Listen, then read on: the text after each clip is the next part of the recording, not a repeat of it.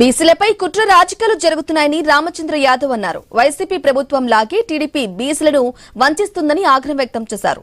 బీసీలకు ఇచ్చిన హామీలను చంద్రబాబు నిలబెట్టుకోవాలని డిమాండ్ చేశారు. విద్యా, ఉద్యోగాలు, ఎన్నికల్లో 44% రిజర్వేషన్ అమలు చేయాలని కోరారు.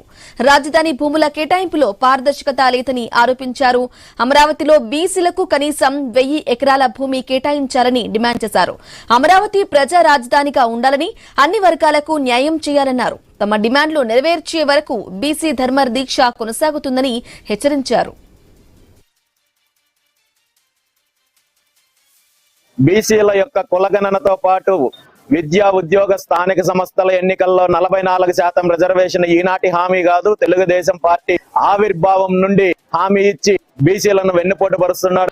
అదే విధంగా బీసీలకు కార్పొరేషన్లు ఏర్పాటు చేయడము, అధికారంలో ఉన్న పార్టీ నాయకులకు పదవులు ఇవ్వడం తప్ప ఈ కార్పొరేషన్లకు ఎటువంటి నిధులు ఇవ్వకుండా వంచే ప్రయత్నం చేస్తున్నారు. అది గతంలో అధికారంలో ఉన్న వైఎస్ఆర్ కాంగ్రెస్ పార్టీ అలాగే చేశారు.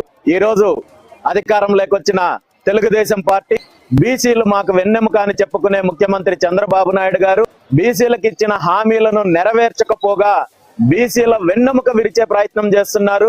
బీసీలకు ఇచ్చిన హామీలను, న్యాయపరమైన డిమాండ్లను నెరవేర్చేంత వరకు కూడా ఈ దీక్ష కొనసాగుతుందని చెప్పి తెలియజేస్తూ, ఇది 100% న్యాయపరమైన డిమాండ్. దీని మీద స్పందించి దీన్ని నెరవేర్చాల్సిన బాధ్యత ముఖ్యమంత్రి చంద్రబాబు నాయుడు గారికి ఉంది. ప్రతి నిమిషం మేము ఆయన ఆరోగ్య పరిస్థితిపై పర్యవేక్షణ చేస్తూ ఉన్నాము. ఈ క్రమంలో ప్రెసెంట్ ఆయనకి బీపీ 130/90 ఉంది. దాంతో పాటు పల్స్ రేటు 85 ఉంది. సాచురేషన్ 93 ఉంది. ఆయన ఎంత ఇంటేకింగ్ తీసుకుంటున్నారు, వాటర్ అవుట్పుట్ ఎలా ఉంది అనేది కూడా మేము నిరంతరం పర్యవేక్షిస్తా ఉన్నాము. ఇంకా ఎలక్ట్రోలైట్స్, ఇంకా మెగ్నీషియం, కాల్షియం అండ్ గ్లూకోజ్ పరీక్షలు చేయాల్సి ఉంది. వాటిని కూడా త్వరలో టెస్ట్లకు పంపించి వాటి రిపోర్ట్స్ కూడా మీకు అందరికి కూడా తెలియజేయడం జరుగుతా ఉంది.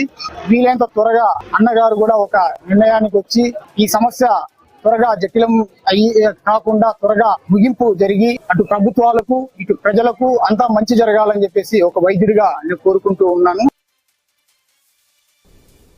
అప్డేట్స్ కంటిన్యూ అయితే